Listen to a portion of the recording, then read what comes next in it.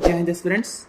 Date है आज 9 जुलाई 2023 और आज हम लोग अपने करंट अफेयर्स को डिस्कस करने जा रहे हैं। नॉर्मली होता क्या है कि मैं एक स्टोरी सुनाता हूँ जिसमें की फैक्टर्स होते हैं करंट अफेयर्स के, लेकिन आज मैं पहले करंट अफेयर्स डिस्कस करूँगा, उसके बाद हम लोग एक स्टोरी सुनेंगे।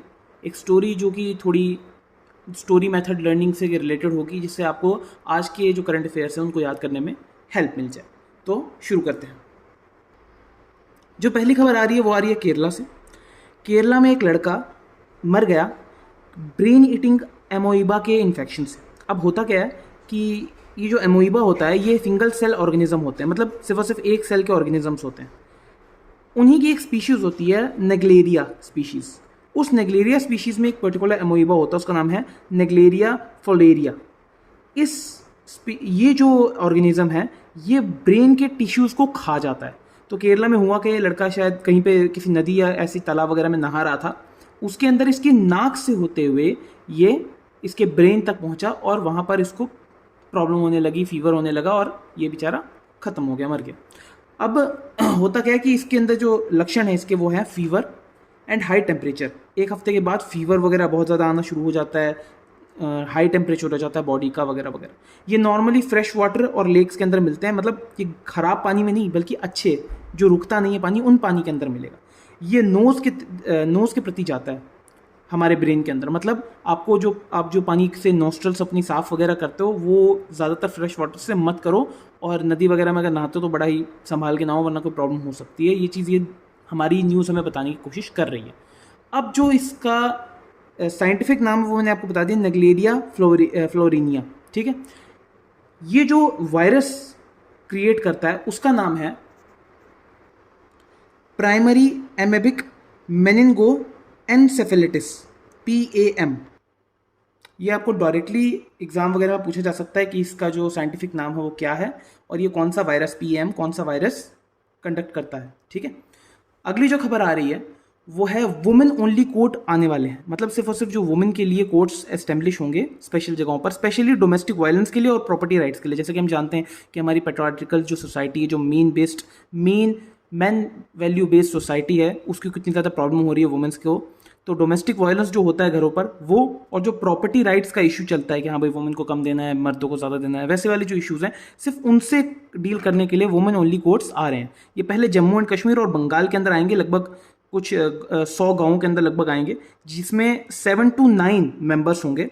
और ये मेंबर्स का काम ये भी है साथ साथ कि अवेयरनेस भी फैलाएं। मतलब वुमेन ओनली कोर्ट्स का सिर्फ और सिर्फ जो जुडिशिक्शन है वो सिर्फ और सिर्फ इतनी नहीं है कि हाँ भाई हमें अपना काम करवाना है, बल्कि ये भी है कि आपको अवेयरनेस फैलानी है बच्चों में, लड़कियों में, कि हाँ भाई उनके राइट्स क्या हैं, उनका अधिकार क्या क्या है, वो कहाँ जा सकती हैं, किस तरीके से क्या करना है उन सबको, वो वाली चीज़ें भी उनको साथ साथ में देखनी है।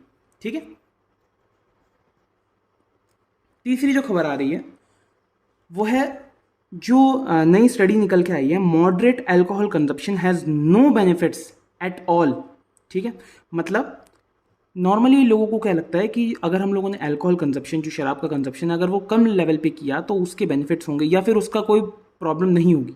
लेकिन जो नई स्टडी अभी अभी निकल के आई है वो सीधे सीधे बोल रही है, 2023 की स्टडी, कि मॉडरेट अल्कोहल कंजप्शन कोई बेनिफिट नहीं देता, has no benefits at all. अगर आप लोग मॉडरेट अल्कोहल कंजप्शन करो तो भी कोई बेनिफिट आप लोगों को नहीं मिलने वाला है। ये एक बिल्कुल गलत स्टडी है। इनफैक्ट ये सर्वाइवल रेट भी इम्पैक्ट करेगी। अगर आपने 100-150 लोगों के ऊपर ये कंडक्ट किया गया है, इनफैक्ट ज़्यादा लोगों के ऊपर ये कंडक्ट किया गया है, देखा गया है कि जो लोग अल्कोहल कम पी रहे हैं और जो अल्कोहल बिल्कुल नहीं पी रहे हैं, उनमें सर्वाइवल रेट, जो अल्कोहल नहीं पी रहे हैं, जो शराब नहीं पी रहे हैं, उनका हाई माना गया है। और ये जो स्टडी है एक रॉन्ग स्टडी के चलते हम लोगों की परसेप्शंस बन चुकी है। 1926 की स्टडी थी जिसके अंदर ये बोला गया था कि अल्कोहल का जो कंजप्शन है अगर वो कम आप कर रहे हो तो हाँ आपको बढ़िया फ़ायदा हो जाएगा वगैरह वगैरह, लेकिन ऐसा बिल्कुल भी नहीं है। इन शॉर्ट हम लोगों को ये वाली चीज़ हटानी है अपने दिमाग से कि अल्कोहल का जो कंजप्शन है वो कम करने से कोई प्रॉब्लम नहीं होगी। ये 1926 की एक गलत स्टडी है और जो सही स्टडी अब 2023 की आ चुकी है उसके अंदर ये डायरेक्टली चीज़ प्रूव हो चुकी है। ये आपको द हिंदू के अंदर आर्टिकल मिला हुआ है, तो उसके अंदर से आप भी दोबारा देख सकते हैं। यहाँ पर मैं आपको ये चीज़ बता रहा हूँ। चौथा पॉइंट जो निकल के आ रहा है वो है क्लोथो इंजेक्शन के बारे में। ये इंजेक्शन बूस्ट करता है मेमोरी। अब ये जो इंजेक्शन है इसका जो इस्तेमाल किया गया है, जो टेस्टिंग की गई है वो रेहेसस मंकी के ऊपर की गई है। 22 साल का वो मंकी था। अब इन मंकी की 22 साल की एज ह्यूमंस के 65 साल की एज के बराबर है। जैसे हम लोग 65 साल की एज में हो जाते हैं ना, थोड़े बूढ़े, थोड़ा अपने डेथ बेड की तरफ, वैसे ही 22 साल की एज में ये मंकी उस एज के हिसाब से चले जाते हैं। ठीक है, अब 67 years of human is equal to 22 years of monkeys. Okay, तो ये एक एंटी एजिंग प्रोटीन है। ये आपकी मेमोरी को थोड़ा बढ़ाता है, बूस्ट करता है, साथ में एंटी एजिंग, मतलब ये आपकी एजिंग को रोकेगा नहीं, लेकिन एजिंग प्रोसेस को स्लो जरूर कर देगा। ठीक है, मतलब इन शॉर्ट हमारे साइंस और टेक के अंदर ये एक बहुत बढ़िया एक ब्रेक थ्रू बनने वाला है। शायद एंटी एजिंग प्रोसेस की जगह स्टॉप एजिंग प्रोसेस वगैरह, प्रोटीन्स वगैरह भी आ जाएं, तो इसके लिए बने रहिएगा। उसके बाद जो पांचवा हमारा जो आ रहा है वो है centre added more services to Ayushman Bharat health centre. अब सेंटर ने आयुष्मान भारत की जो सर्विसेज है उनमें और ज़्यादा चीज़ें ऐड कर दी हैं। 1 लाख मतलब लगभग 1,60,000 सेंटर्स खोल दिए गए हैं पूरे इंडिया के अंदर, और नॉन कम्युनिकेबल डिजीज़ के ऊपर ज़्यादा फोकस किया जा रहा है। अब देखो, यहाँ पर ये चीज़ इंपॉर्टेंट नहीं है कि इन्होंने 1.6 लाख खोले हैं वगैरह वगैरह, लेकिन ये इंपॉर्टेंट है कि ये जो आयुष्मान भारत है ये कहाँ से किस तरीके से लॉन्च हुआ। तो ये जो लॉन्च हुआ था ये रिकमेंडेशन पे लॉन्च हुआ था। रिकमेंडेशन किसकी? नेशनल हेल्थ पॉलिसी 2017 की रिकमेंडेशन पर ये चीज़ लॉन्च हुई थी। और एक और चीज़, नॉन कम्युनिकेबल डिजीज़ के बारे में पक्का देखना, क्योंकि भले ही प्रीलिम्स के अंदर ये वाले क्वेश्चंस 2-3 बार आ चुके हैं। प्रीलिम्स के अंदर ये क्वेश्चन पूछा जाता है कि इनमें से कौन कौन सी चीज़ें नॉन कम्युनिकेबल डिजीज़ हैं। तो नॉन कम्युनिकेबल डिजीज़ वो डिजीज़ होती हैं जो ऐसे कम्युनिकेट ना हो पाए तुम्हारे छूने से, तुम्हारे फूंक वगैरह से। जैसे कोविड वगैरह है ना, वो छूने से और हवा से जो हमारे जो इंटरेक्शन उससे हो सकता है पास। लेकिन ये जो नॉन कम्युनिकेबल डिजीज़ है, इससे नाम से पता चल रहा है नॉन कम्युनिकेबल, ये कम्युनिकेट नहीं करती हैं इस लेवल पे। ठीक है, तो मतलब हार्ट का जो प्रॉब्लम्स होती हैं, हार्ट अटैक हो गया, हार्ट फेलियर हो गए, वैसी वाली जो डिजीज़ हैं वो स्ट्रोक्स हो गए, डायबिटीज़ हो गए, क्रॉनिक लंग इश्यूज़ हो गए, ये सारी की सारी जो डिजीज़ हैं ये नॉन कम्युनिकेबल डिजीज़ के अंदर आती हैं। अब जो छठा पॉइंट आ रहा है वो है कि states fail to get top grade in school education. जो हमारा स्कूल एजुकेशन का एक पूरा चार्ट बनता है, वहाँ पर बहुत सारे मतलब अच्छी तरह से नहीं परफॉर्म किया इस बार स्टेट्स ने। सिर्फ चंडीगढ़ और पंजाब जो टॉप्स के अंदर आए हैं वो 600 से ऊपर रैंकिंग लेके आए हैं। ठीक है, अब चलते हैं आगे। अगला जो पॉइंट आ रहा है वो है कि why China is limiting exports of raw material. अब देखो, हम लोग ये सोचते हैं कि हम लोग हैं इम्पोर्ट इकोनॉमी, ठीक है, और चाइना है एक्सपोर्ट इकोनॉमी, क्योंकि चाइना मैक्सिमम चीज़ें बाहर भेजता है। तो चाइना एक्सपोर्ट के ऊपर, मतलब खुद से बाहर जाने वाली चीज़ों के ऊपर रोक क्यों लगा रहा है किसी रॉ मटेरियल के ऊपर? बात है एक्चुअल में सेमीकंडक्टर्स के ऊपर। पहले भी आप लोगों ने मुझे बात करते हुए सुना होगा सेमीकंडक्टर्स के ऊपर। एक्चुअल में गैलीलियम, सिलिकॉन और जर्मेनियम, ये 3 ऐसे मटेरियल्स हैं जिनकी मदद से सेमीकंडक्टर्स बन सकता है। सेमीकंडक्टर्स एक तरीके से चिप बनाने में मदद करते हैं। जो भी इलेक्ट्रॉनिक्स हमारे डिवाइसेज हैं, चाहे वो फ़ोन हो जिस फ़ोन से आप देख रहे हो, चाहे वो लैपटॉप अगर आप लैपटॉप से देख रहे हो, चाहे वो गाड़ियाँ हों, चाहे वो बड़ी बड़ी शिप्स हों, हर एक के अंदर सेमीकंडक्टर्स की चिप्स वगैरह लगती हैं। और China one of the biggest market है गैलीलियम और जर्मेनियम का। गैलीलियम का 80% वर्ल्ड का गैलीलियम चाइना से आता है, और 65% जर्मेनियम चाइना से आता है। अब सोचो कि अगर इन दोनों के ऊपर इसने रोक लगा दी तो कितनी ज़्यादा प्रॉब्लम हो सकती है हमारे लिए। इनफैक्ट एक्सपर्ट्स इसको चिप वार का भी नाम दे रहे हैं। चिप वार मतलब चिप से होने वाली वॉर। ठीक है, ये खाने वाली चिप्स नहीं है। Every electric instrument fibre optic wires, हाँ जो फाइबर ऑप्टिक वायर्स होती है ना हमारी, जो आपकी फाइबर ऑप्टिक वायर्स हैं जिसके आपका वाईफाई वगैरह चल रहा है, वो जर्मेनियम से होती है। सोचो अगर ये चीज़ यहाँ पे इसने रोक दी, मतलब अभी तो ये पूरी तरह से मना नहीं कर रहा है, ये बोल रहा है कि मैं 90% चीज़ें खत्म करूंगा, 90% एक्सपोर्ट नहीं करूंगा। तो अगर इसने ये चीज़ इतनी ज़्यादा रोक दी तो हमारे वाईफाई और इन चीज़ों के ऊपर भी प्रॉब्लम आ सकती है। ठीक है, 8वां पॉइंट देखो। 8वें पॉइंट के ऊपर आपको इस जगह को ढूंढना है मैप के अंदर, और फिर आकर आपको कमेंट सेक्शन में लिखना है कि ये कहाँ पर है, इसके आसपास कितनी कंट्रीज हैं। बस 2 काम, ये कहाँ पर है, मतलब इसकी थोड़ी बहुत लोकेशन बता दो कि इस कॉन्टिनेंट के इस हिस्से पे है, ऊपर नीचे आगे पीछे वहीं पे XYZ, और इसके आसपास कितनी कंट्रीज इसका बॉर्डर टच कर रही हैं। तांजानिया, ये कुछ टाइम में हमारे न्यूज़ वगैरह में बहुत ज़्यादा पॉपुलर रहा है।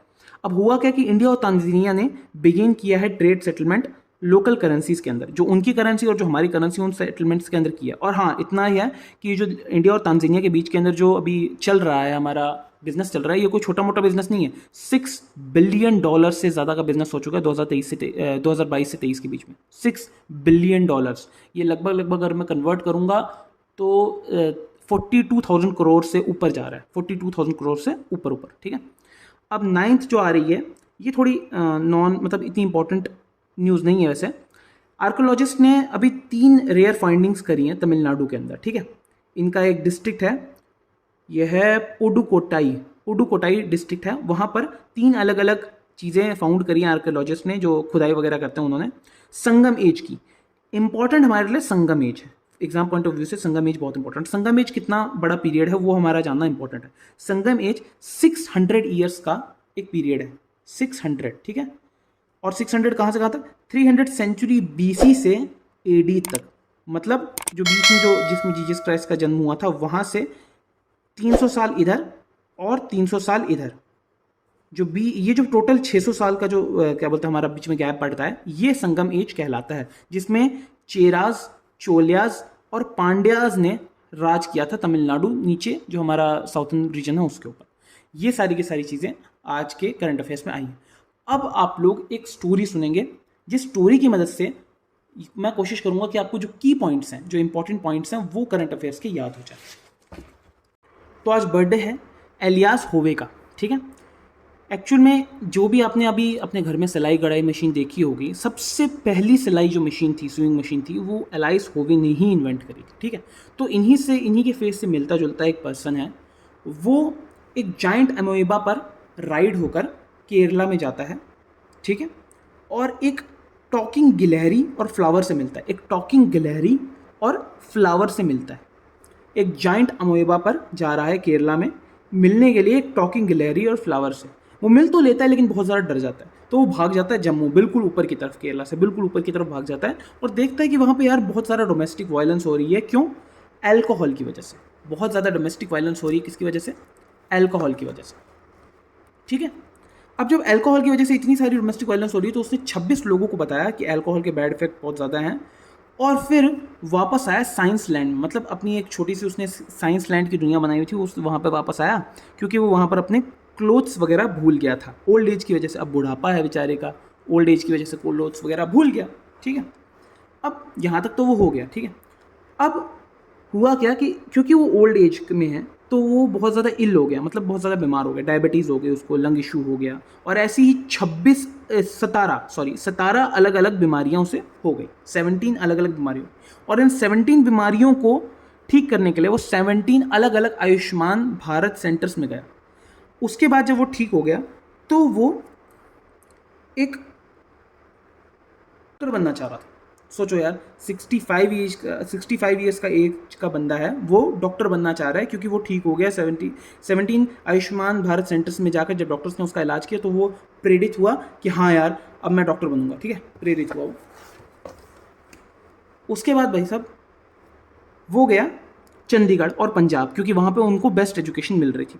लेकिन हुआ क्या, चंडीगढ़ और पंजाब में कुछ लोगों ने उसे एक्सपोर्ट करके, मतलब पकड़ कर कुटाई वगैरह कर कर चाइना भेज दिया, एक जर्मन मेड गैलन के अंदर। गैलन क्या होता है कि मतलब एक बहुत बड़ा सा जिसमें पानी वगैरह स्टोर करते हैं, ऐसे बहुत बड़ा सा एक डब्बा टाइप होता है, ठीक है। उसमें इस जर्मन मेड गैलन के अंदर उसे भेज दिया चाइना में, जहाँ पे उसे बीच बीच में इलेक्ट्रिक शॉक भी पड़ रहे थे। फिर चाइना से वो ट्रांसफर हुआ तांजानिया में। अब तांजानिया मैंने आपको बताया था कि तांजानिया में आपको मैप के अंदर ढूंढना है और बताना है कि तांजानिया कहाँ पर है और उससे कितनी सारे जो नेशंस हैं वो अटैच होते हैं। बस आपको नंबर बता देना है कि 5 होते हैं, 10 होते हैं, 11 होते हैं, कितने होते हैं, ठीक है। और फिर आ गया इंडिया में, मतलब घूम कर पहले गया चाइना, फिर तांजानिया, फिर दोबारा इंडिया आ गया बेचारा, ठीक है। छोटा सा ट्रायंगल बना दिया बेचारे ने। अब जैसे वो इंडिया आया तो रिटर्न हो गया, लेकिन जब इंडिया आया तो उसके पास कुछ भी नहीं बचा था। उसके सारे लोग चले गए थे, वो 26 लोग चले गए, बीमारी उसकी थोड़ी बहुत और बढ़ गई, उसकी जो साइंस लैंड थी वो सब कुछ ख़त्म हो गया। उसके बाद वो छोला बेचने लगा तमिलनाडु के अंदर। जब वो आया वो छोला बेचने लगा और पांडा के साथ रहने लगा। उसकी प्रॉपर्टी के नाम पे सिर्फ उसके पास एक सिंगल चेयर थी बस, ठीक है। ये पूरी स्टोरी आपको एक और बार सुन लेनी है, इमेजिन कर लेनी है। आपको अगर इसको इमेजिन कर लोगे आपको बहुत आराम से ये सारी के सारे जो अपने करंट अफेयर्स हैं इनसे चीज़ें याद हो जाएंगी, ठीक है। चलो आज के लिए इतना ही, कल मिलते हैं। जय हिंद दोस्तों।